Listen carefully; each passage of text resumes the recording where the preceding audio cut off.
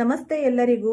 ಪದ್ಮಾ ಜ್ಯೋತಿಷ್ಯ ಶಾಸ್ತ್ರಕ್ಕೆ ನಿಮಗೆಲ್ಲರಿಗೂ ಸ್ವಾಗತ. ಇವತ್ತಿನ ಈ ಒಂದು ಸಿಂಹ ರಾಶಿಯವರ ಬಗ್ಗೆ ಏನೆಲ್ಲ ಶುಭ ಫಲಗಳು ಇವೆ ಅಂತ ನೋಡ್ತಾ ಹೋಗೋಣ. ಅದಕ್ಕಿಂತ ಮೊದಲು ಈ ಎಲ್ಲರಿಗೂ ಸಹ ಒಳ್ಳೆಯವರಾಗ್ಲಿ ಕೆಟ್ಟವರಾಗ್ಲಿ ಒಬ್ಬರಿಂದೇ ಒಬ್ರು ಈ ಶತ್ರುಗಳು ಅನ್ನೋದು ಉಟ್ಕೊಂಡೇ ಇರ್ತಾರೆ. ನಾವು ಎಷ್ಟೇ ಒಳ್ಳೆಯವರು ಅಂತ ನಾವು ತೋರಿಸಿದ್ರು ನಮ್ಮ ಬೆನ್ನ ಹಿಂದೆ ಈ ಶತ್ರು ಕೈವಾಡ ನಡೀತಾನೆ ಇರುತ್ತೆ. ಹಾಗಾಗಿ ಈ ಮಾಟ ಮಂತ್ರ ಅನ್ನೋದು ಮಾಡಿಸ್ತಾನೆ ಇರ್ತಾರೆ. ಈ ಮಾಟ ಮಂತ್ರ ಮಾಡಿಸೋದು ಯಾವೆಲ್ಲ ರಾಶಿಗಳಿಗೆ, ಈ ಒಂದು 6 ರಾಶಿಗೆ ಇದು ಏನೇ ಅವರು ಪ್ರಯತ್ನ ಪಟ್ಟರು ಇದು ತಟ್ಟಲ್ಲ. ಆ 6 ರಾಶಿ ಯಾವುದು ಅಂತ ನಾವು ನೋಡೋಣ. ಮೊದಲಿಗೆ ಈ ಮೇಷರಾಶಿ, ಮಿಥುನ ರಾಶಿ, ಮತ್ತೆ ಮಕರ ರಾಶಿ, ಸಿಂಹ ರಾಶಿ, ವೃಶ್ಚಿಕ ರಾಶಿ, ಕುಂಭರಾಶಿ. ಇವ್ರ ಮೇಲೆ ಸದಾ ಈ ದೇವರ ಕೃಪೆ ಅನ್ನೋದು ಇರೋದ್ರಿಂದ ಇವ್ರಿಗೆ ಯಾವುದೇ ಮಾಟ ಮಂತ್ರ ತಟ್ಟಲ್ಲ. ನನ್ನ ಆತ್ಮೀಯ ಸಿಂಹರಾಶಿಯವರೇ, ಇಂದಿನ ಈ ಒಂದು ವಿಶೇಷ ವಿಶ್ಲೇಷಣೆಗೆ ನಿಮ್ಮೆಲ್ಲರಿಗೂ ಆದರದ ಸ್ವಾಗತ.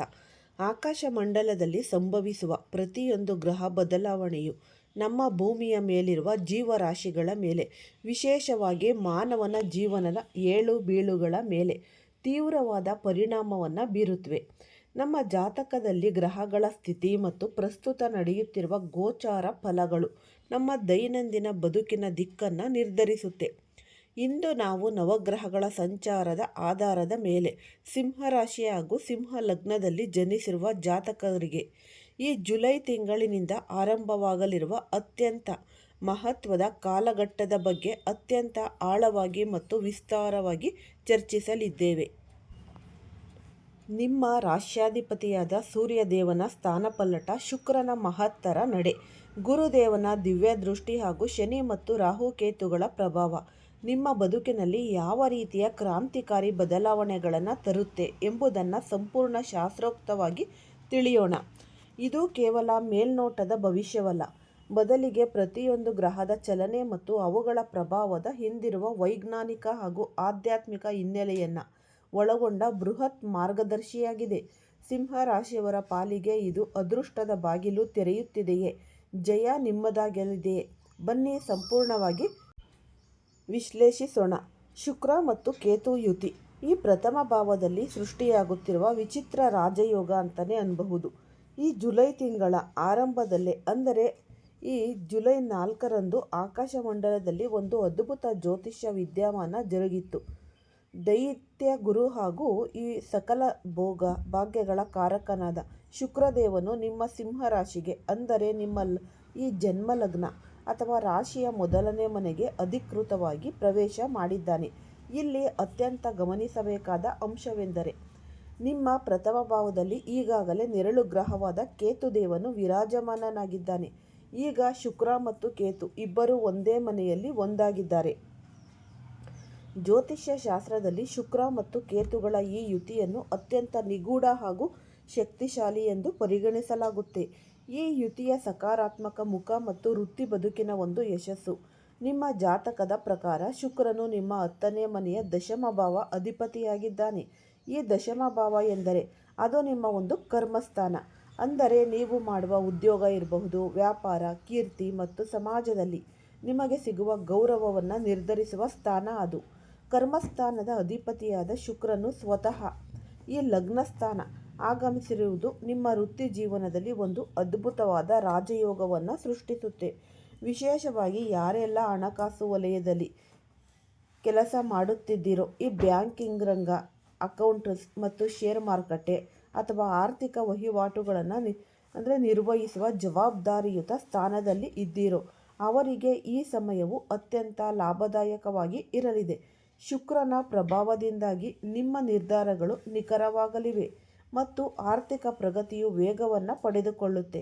ಇನ್ನು ವ್ಯಾಪಾರಸ್ಥರ ಬಗ್ಗೆ ನಾವು ನೋಡೋದಾದರೆ, ಯಾರೆಲ್ಲ ಈ ಸೌಂದರ್ಯವರ್ಧಕ ವಸ್ತುಗಳು, ಈ ಫ್ಯಾಷನ್ ಉಡುಪುಗಳು, ಆಭರಣಗಳು, ಗೃಹ ಅಲಂಕಾರಿಕ ವಸ್ತುಗಳು ಮತ್ತು ಐಷಾರಾಮಿ ಜೀವನಕ್ಕೆ ಸಂಬಂಧಿಸಿದ ಈ ವ್ಯವಹಾರಗಳಲ್ಲಿ ತೊಡಗಿಸಿಕೊಂಡಿದ್ದೀರೋ ಅವರಿಗೆ ಇದು ಬಂಗಾರದಂತಹ ಸಮಯ ಎನ್ನಬಹುದು. ನಿಮ್ಮ ಮಾರುಕಟ್ಟೆಯಲ್ಲಿ ಹಠಾತ್ ಬೇಡಿಕೆ ಹೆಚ್ಚಾಗಲಿದ್ದು ವ್ಯಾಪಾರದಲ್ಲಿ ಅಭೂತಪೂರ್ವ ಲಾಭವನ್ನು ನೀವು ಕಾಣ್ತೀರಾ. ಗ್ರಾಹಕರನ್ನು ಆಕರ್ಷಿಸುವ ನಿಮ್ಮ ಕಲೆ ಮತ್ತು ಈ ಸಮಯದಲ್ಲಿ ಅತ್ಯಂತ ಪರಿಣಾಮಕಾರಿಯಾಗಿ ಕೆಲಸ ಮಾಡುತ್ತೆ. ನಕಾರಾತ್ಮಕ ಒಂದು ಪ್ರಭಾವ, ಈ ಆಂತರಿಕ ಗೊಂದಲಗಳು. ಆದರೆ ಇಲ್ಲಿ ಕೇತುಗ್ರಹದ ಉಪಸ್ಥಿತಿ ಇರುವುದರಿಂದ ನಾವು ಕೇವಲ ಸಕಾರಾತ್ಮಕ ಅಂಶಗಳನ್ನಷ್ಟೇ ನೋಡಲಾಗುವುದಿಲ್ಲ. ಕೇತು ಎಂದರೆ ಇಲ್ಲಿ ವೈರಾಗ್ಯ, ಭ್ರಮೆ ಮತ್ತು ಪ್ರತ್ಯೇಕತೆಯ ಒಂದು ಕಾರಕ.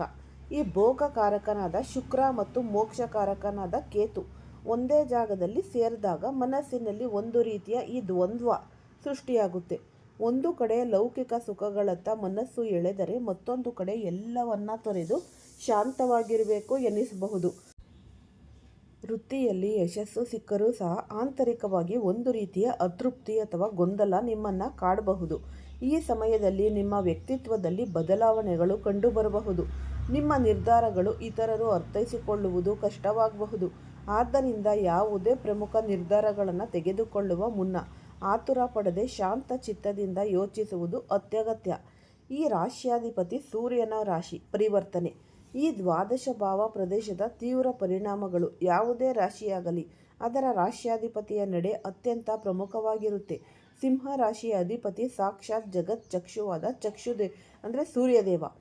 ಈ ಜುಲೈ 15ರಂದು ಸೂರ್ಯದೇವನು ಮಿಥುನ ರಾಶಿಯಿಂದ ಕರ್ಕಾಟಕ ರಾಶಿಗೆ ತನ್ನ ಸ್ಥಾನವನ್ನು ಬದಲಾಯಿಸಲಿದ್ದಾನೆ. ಈ ಸಂಚಾರದ ಮೂಲಕ ಸೂರ್ಯನು ನಿಮ್ಮ ರಾಶಿಯಿಂದ 12ನೇ ಮನೆಗೆ ಅಂದರೆ ದ್ವಾದಶ ಭಾವಕ್ಕೆ ಪ್ರವೇಶಿಸುತ್ತಿದ್ದಾನೆ. ಜ್ಯೋತಿಷ್ಯದಲ್ಲಿ 12ನೇ ಮನೆಯನ್ನು ವ್ಯಯಸ್ಥಾನ, ನಷ್ಟ, ಆಸ್ಪತ್ರೆಯ ವೆಚ್ಚಗಳು ಮತ್ತು ವಿದೇಶಿ ವ್ಯವಹಾರಗಳ ಸ್ಥಾನ ಎಂದು ಕರೆಯಲಾಗುತ್ತೆ. ನಿಮ್ಮ ಸ್ವಂತ ರಾಶ್ಯಾಧಿಪತಿಯೇ ಈ ವ್ಯಯಸ್ಥಾನಕ್ಕೆ ಹೋಗುತ್ತಿರುವುದರಿಂದ ಜುಲೈ 15ರ ನಂತರದ ಅವಧಿಯು ನಿಮಗೆ ಅತ್ಯಂತ ಜಾಗರೂಕತೆಯಿಂದ ಇರಬೇಕಾದ ಒಂದು ಕಾಲವಾಗಿದೆ. ಆರೋಗ್ಯದಲ್ಲಿ ಏರುಪೇರು, ಆದಷ್ಟು ಮುನ್ನೆಚ್ಚರಿಕೆಗಳು ವಹಿಸುವುದು. ಸೂರ್ಯನು ಜನ್ಮರಾಶಿಯ ಅಧಿಪತಿಯಾಗಿ 12ನೇ ಮನೆಗೆ ಹೋದಾಗ ಶಾರೀರಿಕ ಶಕ್ತಿ ಮತ್ತು ರೋಗ ನಿರೋಧಕ ಶಕ್ತಿ ಸ್ವಲ್ಪ ಮಟ್ಟಿಗೆ ಕುಂಠಿತಗೊಳ್ಳುತ್ತೆ.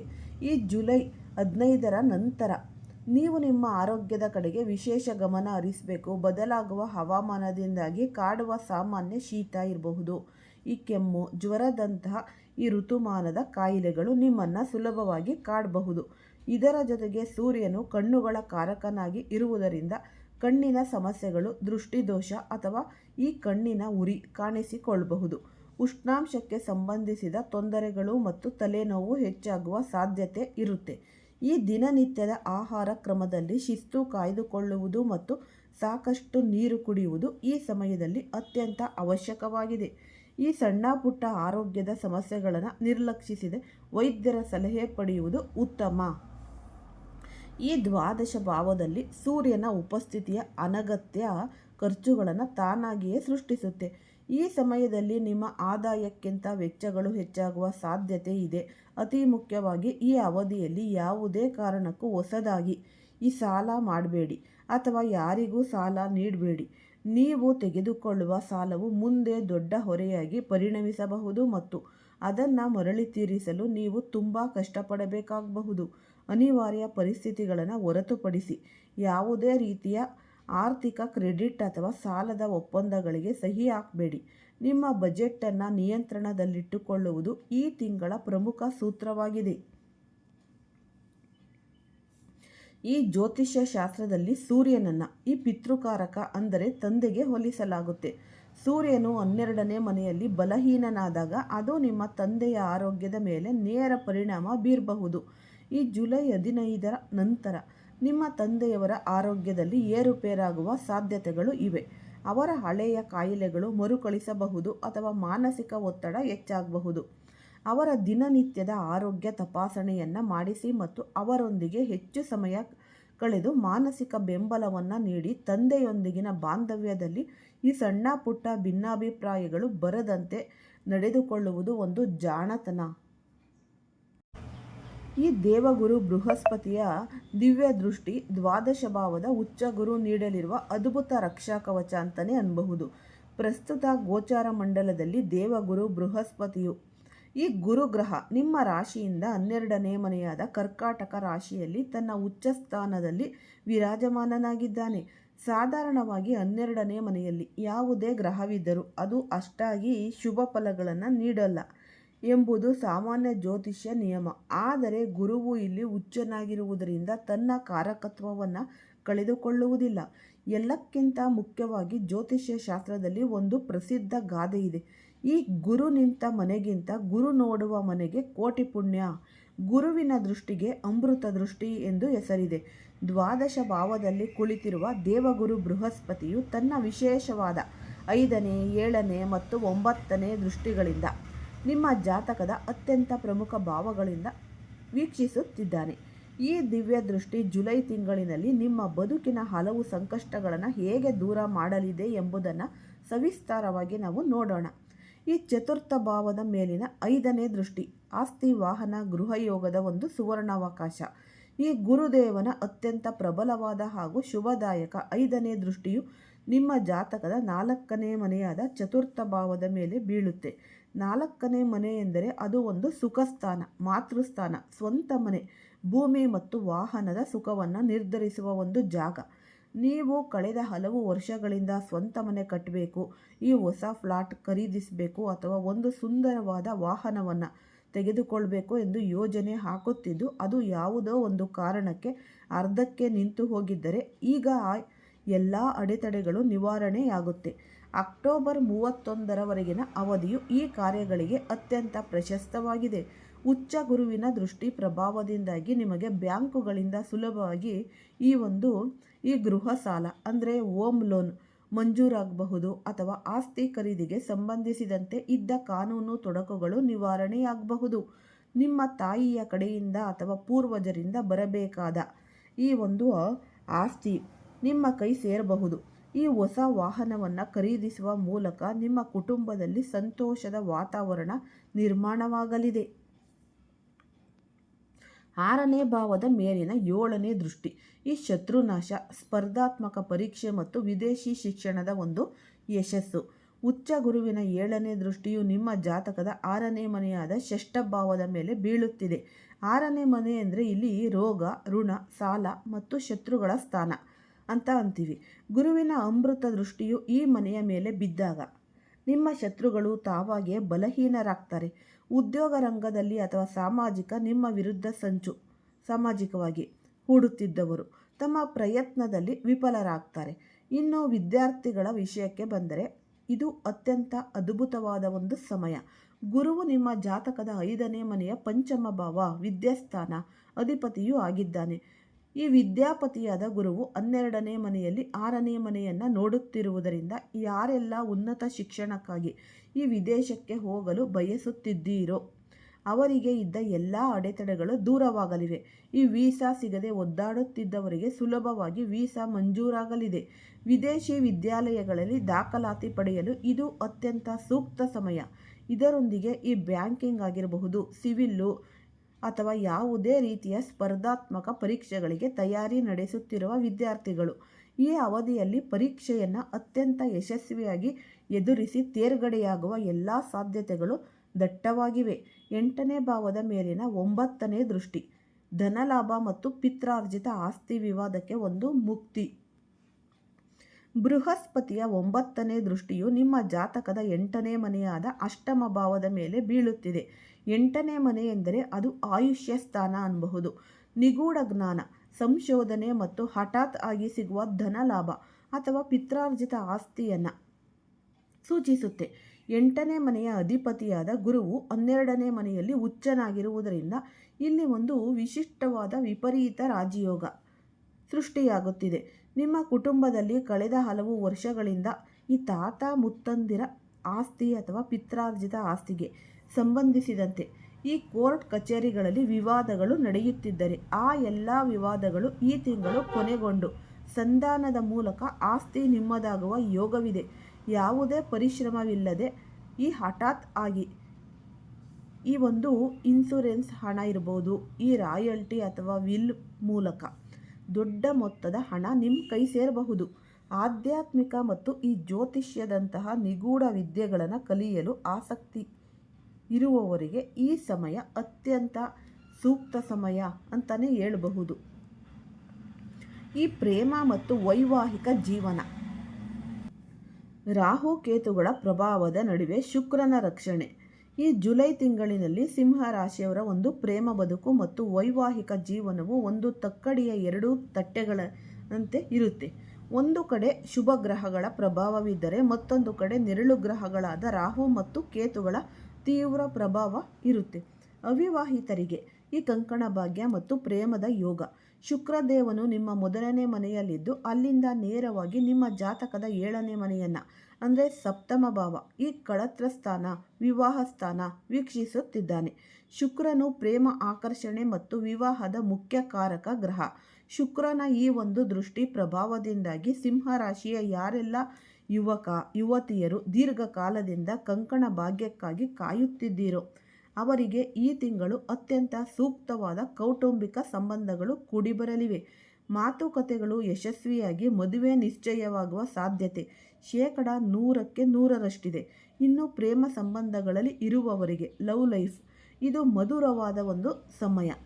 ನಿಮ್ಮ ಜಾತಕದ ಪಂಚಮಾಧಿಪತಿಯಾದ ಗುರುವು ಉಚ್ಚನಾಗಿರುವುದರಿಂದ ಪ್ರೇಮಿಗಳ ನಡುವೆ ಇದ್ದ ಸಣ್ಣ ಪುಟ್ಟ ಭಿನ್ನಾಭಿಪ್ರಾಯಗಳು ದೂರವಾಗಿ ಪ್ರೀತಿ ಮತ್ತಷ್ಟು ಗಟ್ಟಿಯಾಗಲಿದೆ. ನಿಮ್ಮ ಪ್ರೇಮ ಸಂಬಂಧವನ್ನು ಮದುವೆಯಾಗಿ ಬದಲಾಯಿಸಲು ಎತ್ತವರ ಒಪ್ಪಿಗೆಯನ್ನು ಪಡೆಯಲು ಬಯಸಿದರೆ ಈ ತಿಂಗಳು ಮುಂದುವರಿಯಬಹುದು. ಸಕಾರಾತ್ಮಕ ಪ್ರತಿಕ್ರಿಯೆ ಸಿಗುತ್ತೆ. ಸಪ್ತಮ ರಾಹುವಿನ ಎಚ್ಚರಿಕೆ, ದಾಂಪತ್ಯದಲ್ಲಿ 3ನೇ ವ್ಯಕ್ತಿಯ ಹಸ್ತಕ್ಷೇಪ ಮತ್ತು ಒಂದು ಭ್ರಮೆ. ಆದರೆ ನಾಣ್ಯದ ಇನ್ನೊಂದು ಮುಖವನ್ನು ನಾವು ಮರೆಯುವಂತಿಲ್ಲ. ನಿಮ್ಮ ಜಾತಕದ 7ನೇ ಮನೆಯಲ್ಲಿ ಪ್ರಸ್ತುತ ರಾಹುದೇವನು ಕುಳಿತಿದ್ದಾನೆ.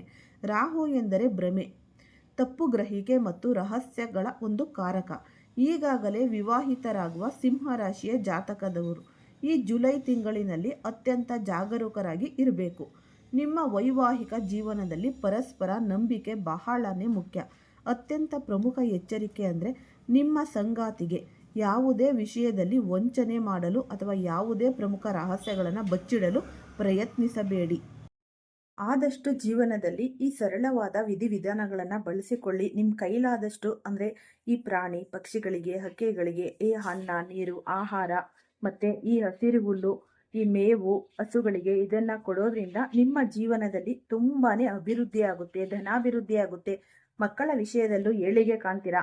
ನಿಮ್ಮ ಜೀವನದಲ್ಲಿ ಅಂದರೆ ನಿಮ್ಮ ಮನೆಯಲ್ಲಿ ಒಂದು ಸಣ್ಣ ಸಣ್ಣ ವಿಷಯಕ್ಕೂ ಜಗಳ ಆಗ್ತಾ ಇರುತ್ತಲ್ಲ, ಅದು ಕೂಡ ನಿಂತು ನಿಮ್ಮ ಮನೆಯಲ್ಲಿ ಶಾಂತಿ ಅನ್ನೋದು ವಾಸ ಆಗುತ್ತೆ. ಮತ್ತೆ ಯಾವುದೇ ಈ ಒಂದು ಜಗಳ ಆಗ್ತಾ ಇರುತ್ತೆ ಅದು ಕೂಡ ನಿಲ್ಲುತ್ತೆ. ಟೋಟಲಿ ಹೇಳ್ಬೇಕು, ಒಟ್ಟಾರೆಯಾಗಿ ಹೇಳ್ಬೇಕು ಅನ್ನೋದಾದರೆ ಆದಷ್ಟು ನಿಮಗೆ ಧನಾಭಿವೃದ್ಧಿ ಆಗ್ತಾ ಹೋಗುತ್ತೆ. ಈ ವಿಡಿಯೋ ಇಷ್ಟ ಆಗಿದ್ದಲ್ಲಿ ಲೈಕ್ ಮಾಡಿ ಮತ್ತು ಶೇರ್ ಮಾಡಿ. ಹೊಸದಾಗಿ ಯಾರಾದರೂ ನೋಡ್ತಾ ಇದ್ರೆ ಅವರು ಕೂಡ ಈ ಚಾನಲ್ಗೆ ಸಬ್ಸ್ಕ್ರೈಬ್ ಮಾಡಿಕೊಳ್ಳಿ. ಸರ್ವೇ ಜನ ಸುಖಿನೋ ಭವಂತು. ಎಲ್ಲರಿಗೂ ಸಹ ಧನ್ಯವಾದಗಳು.